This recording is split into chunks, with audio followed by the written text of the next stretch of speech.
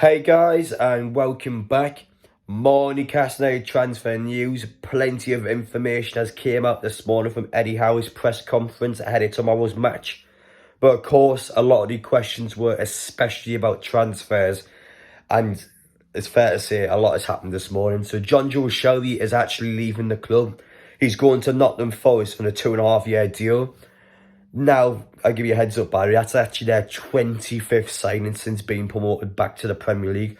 They've already took Chris Wood off us, and now they're going to take Jonjo Shelvey off us as well. So, because of this revelation that came out this morning, Eddie Howe is now prioritising his transfer targets into a centre midfielder to make sure we can at least bring somebody in on loan to help put that depth in there in case of injuries. So, that's important for us. But not only that, tomorrow is huge for two reasons. The first one being is that it's transfer deadline day. Newcastle have until 11 PM tomorrow to sign off any paperwork for players that they want to bring in.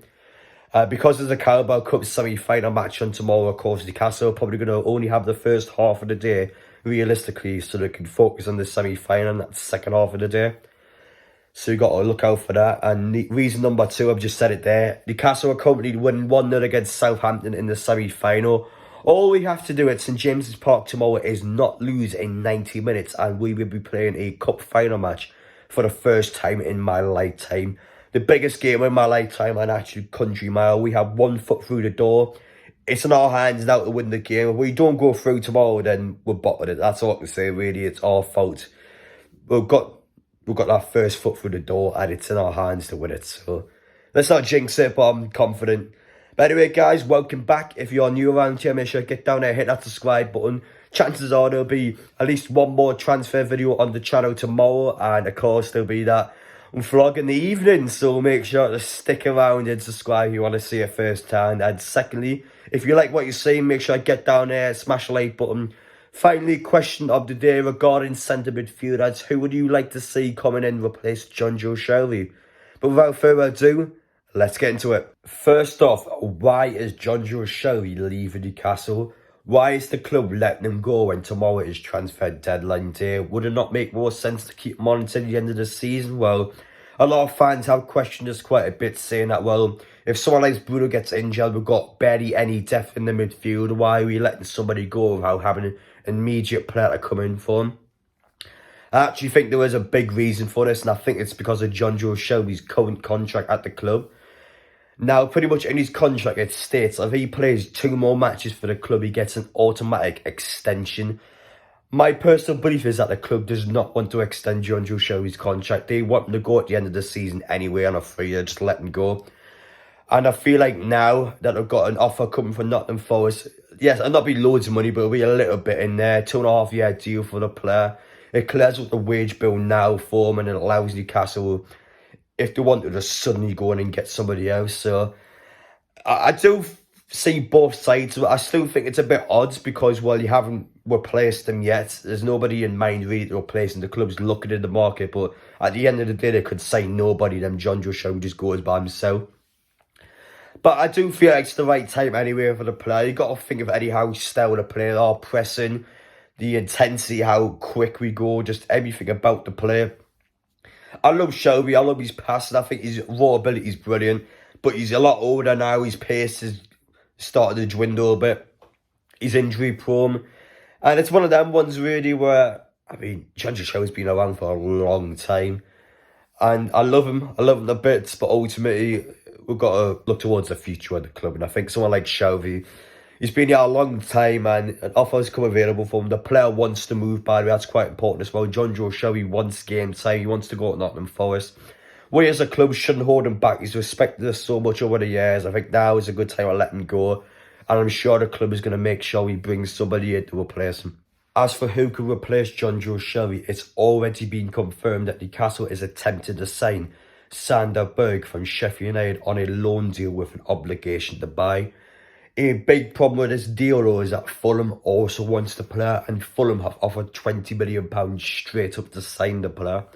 So in order for Newcastle to persuade Sheffield United to give the player to us, we would need to put a few perks in that loan deal to make sure that the deal is more attractable for them long term than that straight up £20 million buy from Fulham. For example, what Newcastle could do. So let's say we loan Sander Berge to the end of the season. Obligation to buy, let's say we put £10 million down or £15 million, whatever the deal may be. And then we go to Sheffield United. Well, whenever we sell Sander Berge in the future, you can have a 50%, 20% sell-on clause. We'll add these little lucrative parts of the deal as well. You just have to put little tinkerings in the deal. And you know Dan Ashworth, you've seen how smart he was with the Chris Wood deal. Managed to get £15 million out of him. He's very smart. He knows how to get deals working. Dan Ashworth will find a way. If they want this player in, I'm sure he'll do his best to convince Sheffield United that this is the correct move for the player. And it'll be an interesting one to watch, but just know that Newcastle have very smart people behind the sticks now. We haven't got Mike Ash anymore. We know how to get these deals done. If we can get it done, we will get it done. As for potential our players Newcastle could bring in, I've already mentioned this guy yesterday, so I'm not going to go much detail about him, but Conor Gallagher from Chelsea was a now player at Newcastle are looking to bring him on loan. The only problem being is that with Chelsea, I can't really see Chelsea trying to benefit us due to where both teams are on the Premier League table. So keep an eye on that one, but I think that one will be more unlikely than Sander Berge personally. As well as Fabrizio Romano actually posted out last night saying that Newcastle had a €20 million bid turned down for Franca, the Brazilian youngster. I don't know much about the player, to be honest. I remember that Newcastle were a bit active with him earlier in the window, according to Romano. And when fans were watching videos of him on YouTube, they were highly praising the guy. But listen, like, anyone could look good on YouTube, to be fair. I've never seen him before, so I can't really comment on him. I can't come out and give you analysis on him. But yeah, that's another deal that Newcastle were looking into, according to Fabrizio Romano.